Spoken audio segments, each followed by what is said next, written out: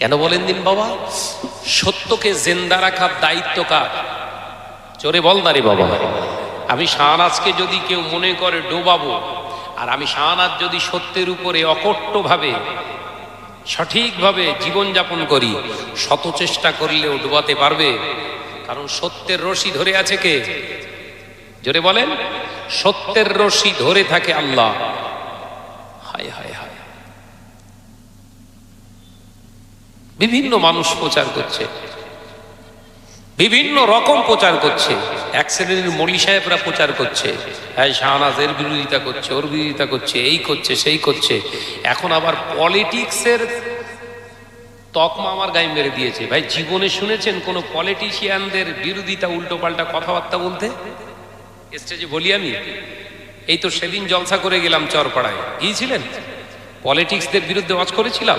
করি না, এটা রসুলের মেম্বার। তবে হ্যাঁ, অন্যায় হলে জাতিকে বাঁচানোর জন্য উপদেশ দেওয়া যেতে পারে। কথা বুঝতে পারছেন না? রাস্তা ভুল হচ্ছে, অন্যায় হচ্ছে, অন্যায়টা চিহ্নিতকরণ করার দায়িত্ব আলেমদের, জানিয়ে দেওয়া এটা অন্যায়।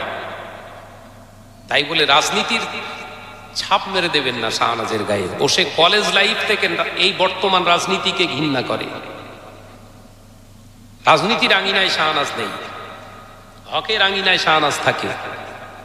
তাই যারা অপপ্রচার করছো, অন্যের কান ভাঙিয়ে দেওয়ার চেষ্টা করছো, মনে করছো জীবনতলা এলাকায়, ক্যানিং এলাকায় শাহনাজকে ঢুকতে দেবো না কোনো কৌশল করে, এগুলো মৌলী সাহেবরা করছে, অন্য কেউ না।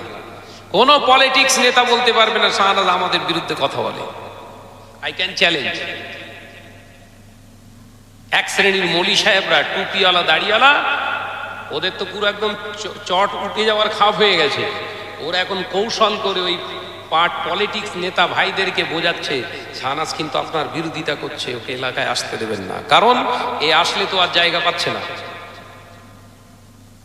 এটা কৌশল। ভাইদেরকেও বলতে চাই, আপনাদের সঙ্গে আমার দুশ্মনী নেই, বলতে পারবেন না। অন্যায়ের সঙ্গে সবসময় শাহনাজ নয়, ন্যায়ের সঙ্গে সবসময় শাহনাজ থাকে আর থাকবে মৌতের আগ পর্যন্ত। ভাইরা আমার, কুয়া খুঁড়েছিল কার জন্য? বল না রে বাবা। বিশ্ব নবীর জন্য তো খুঁড়েছিল কে? ও এখন কোথায়? কুয়ার ভিতরে। আল্লাহ নবী দো জাহানের বাদশাহ হাবিবুল্লাহ নবী জনাবে মুহাম্মদুর রাসূলুল্লাহ সাল্লাল্লাহু আলাইহি ওয়াসাল্লাম, দয়ার নবী রাহমাতাল লিল আলামিন।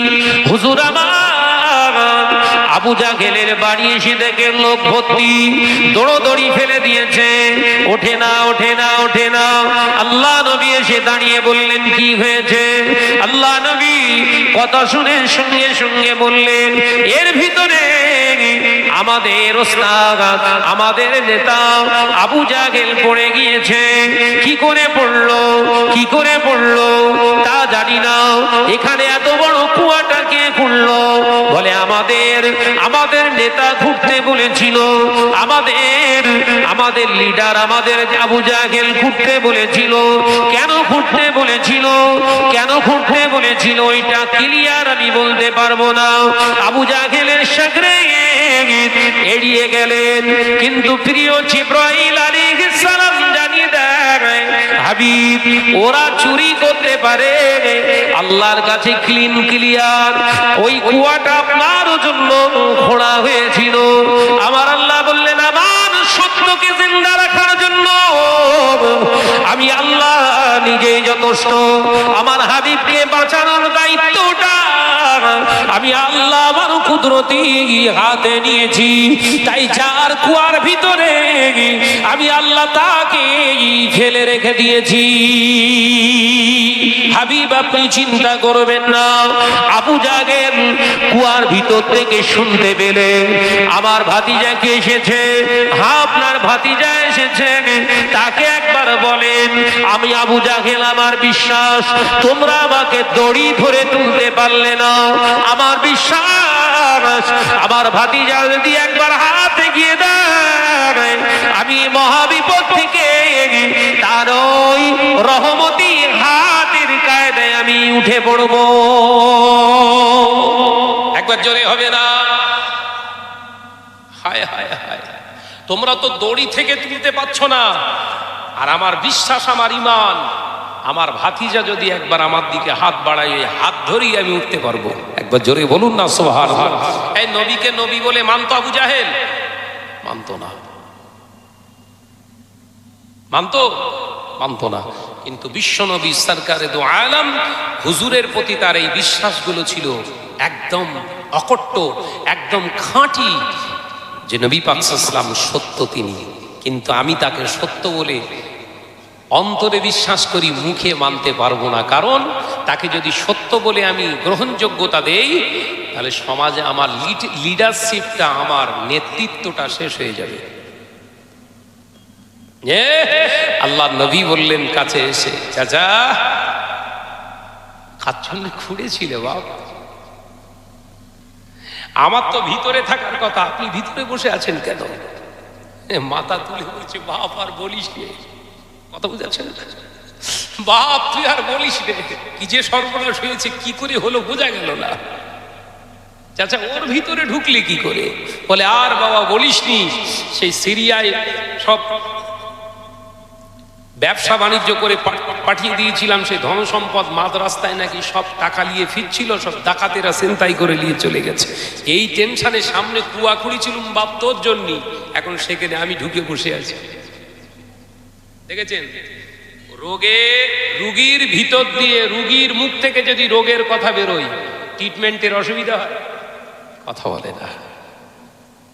রুগীর মুখ থেকে যদি রোগের কথা বেরোয়, পেটে যন্ত্রণা হচ্ছে, কোনখানটায় হচ্ছে ডাক্তার জিজ্ঞাসা করছে, ও ঠিক নিরিখ করে বলছে এইখানটাই হচ্ছে। ডাক্তারের বুঝতে অসুবিধা হবে না এটা গ্যাসের না পাথরের। কথা বুঝাচ্ছেন? গল ব্লাডারে স্টোনের যন্ত্রণা না প্রকৃত গ্যাস হচ্ছে, ও বুঝে সুঝে ট্যাবলেট চালাবে। আর তার থেকে দক্ষ যদি কোনো শিক্ষক থাকে, তাহলে ওষুধ দিয়ে বলবে এটা 3 দিন ধরে খান, আর একটা পেটের ভালো করে রিপোর্ট তৈরি করুন। আর হেতুড়ে ডাক্তার হলে কি বলবে? 10 দিনের ওষুধ দেবে। কিন্তু ভালো জ্ঞানী একজন বিচক্ষণ ডাক্তার কদিনের ওষুধ দেবে? 3 দিনের বেশি ওষুধ দেয় না তারা। এই 3 দিনের ভিতরে ইমিডিয়েটলি আপনি একটা রিপোর্ট তৈরি করুন, ওই রিপোর্টটা তৈরি করে আমাকে এসে দেখান, তারপরে ট্রিটমেন্ট হবে। রিপোর্ট 2 দিনের মাথায় করে নিয়ে এসে ডাক্তারের কাছে এসেছেন, দেখবেন আপনার ফিসটা নেয় না। তার মানে যে ডাক্তারের যে ফিস লাগে 300 টাকা কি 400 টাকা, সেটা আপনার আর লাগলো না। এই 3 দিনের আগে আপনি রিপোর্ট এনে আপনার প্রতি খুশি হয়ে গেছে। ওই রিপোর্টটা দেখে বললেন, জানেন এতে স্টোন ধরা পড়েছে, আপনার গল ব্লাডার স্টোন, অপারেশন করতে হবে। এবার যদি আপনি বলেন, না ডাক্তার মশাই আমার এই টাকা পয়সার একটু প্রবলেম আছে, কিছু একটা করুন যাতে 2-3 মাস পরে যেন আমি অপারেশন করতে পারি, এরকম বলে না? বলে না। তখন ওই ডাক্তার ম্যাপিং করে দেখে যে এই ওষুধগুলো দিলেও 3 মাস টিকতে পারবে, যন্ত্রণায় এসে আঘাত মারতে পারবে না। কিছু খাবার রেস্ট্রিকশন দিয়ে দেয় যে এই জিনিস আপনি খাবেন না, আর এই ওষুধগুলো প্রতিনিয়ত টাইম ধরে ধরে খাবেন। কথাটা ঠিক বললাম না ভুল? জোরে বলেন। এগুলো হচ্ছে পড়নেওয়ালা ডাক্তারের ট্রিটমেন্ট। আর হেতুড়ের কাজ গেলে বলেন, হেতুড়ে ডাক্তারের টার্গেট থাকে কি, আমার পেছনে ওষুধ সব শেষ করতে হবে।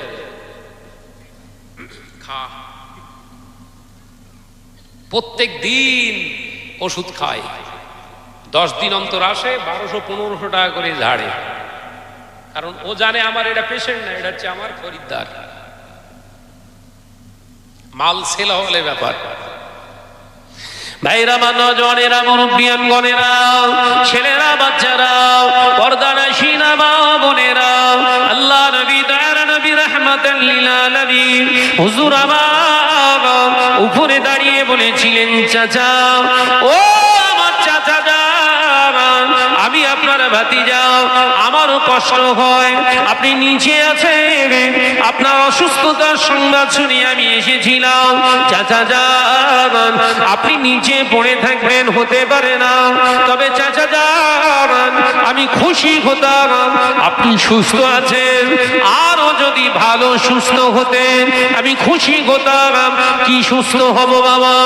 চাচা যান আপনি যদি একবার কলেমা পড়ে নিতেন লা ইলাহা ইল্লাল্লাহু মুহাম্মাদুর রাসূলুল্লাহ সাল্লাল্লাহু আলাইহি ওয়াসাল্লাম, চাচা যান আল্লাহকে আল্লাহ বলে মানো, আমি মুহাম্মাদুর রাসূলুল্লাহ সাল্লাল্লাহু আলাইহি ওয়াসাল্লামকে তারা প্রেরিত পয়গম্বর হিসাবে গ্রহণ করু, চাচা যান আমি বড় খুশি হয়ে যেতাম, আপনি কমপ্লিট সুস্থ হয়ে যেতেন।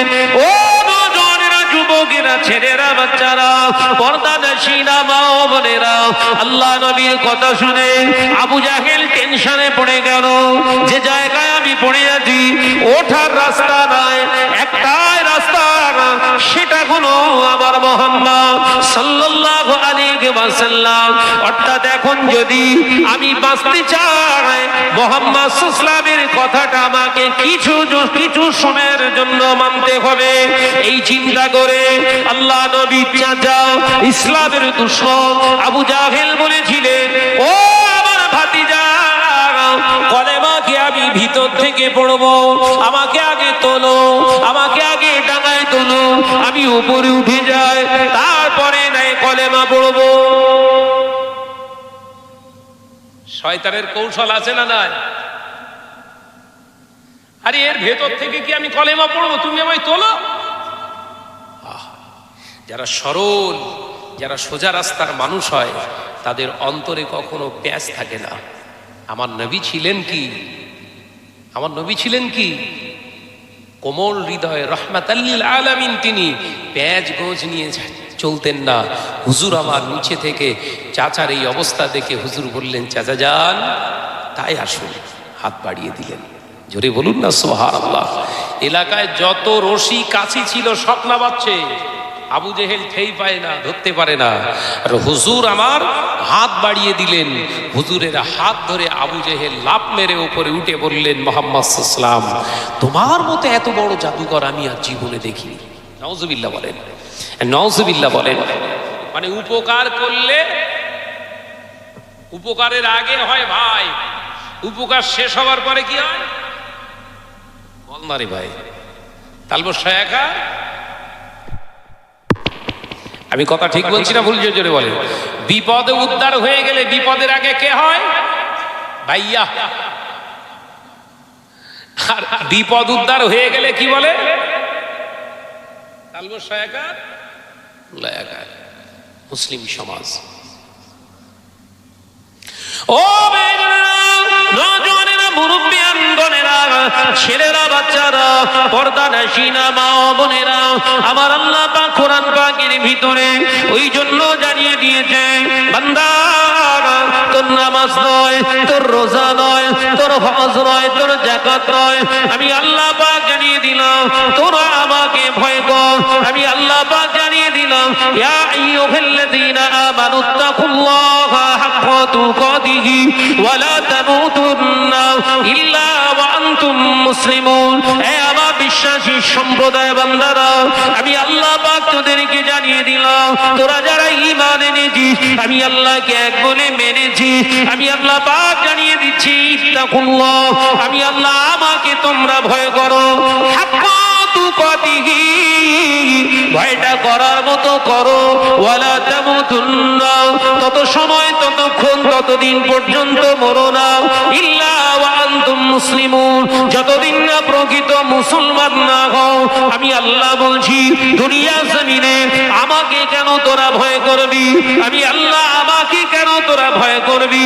ওরে আমার বান্দা, দুনিয়ার কোন রাষ্ট্রনায়ককে তোরা ভয় পাবি না, দুনিয়ার কোন প্রশাসনকে তোরা ভয় পাবি না, দুনিয়ার কোন লিডারকে তোরা ভয় পাবি না।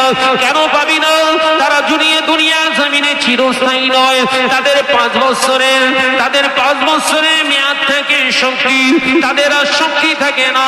কিন্তু এই 5 বছরের ভিতরে আমি আল্লাহ ইচ্ছা করলে তাদেরকে দুনিয়া থেকে নিশ্চিহ্ন করে দিই। ওরে আমার বান্দারা, আমি আল্লাহকে কেন ভয় করবি? আমি আল্লাহ হলাম মাশাআল্লাহ, হুজুরের এই জলসাটি শুনে খুব ভালো লাগলো। যদি আপনাদের ভালো লেগে থাকে তাহলে আমাদের চ্যানেলটাকে লাইক, শেয়ার, কমেন্ট, সাবস্ক্রাইব করে পাশে থাকবেন।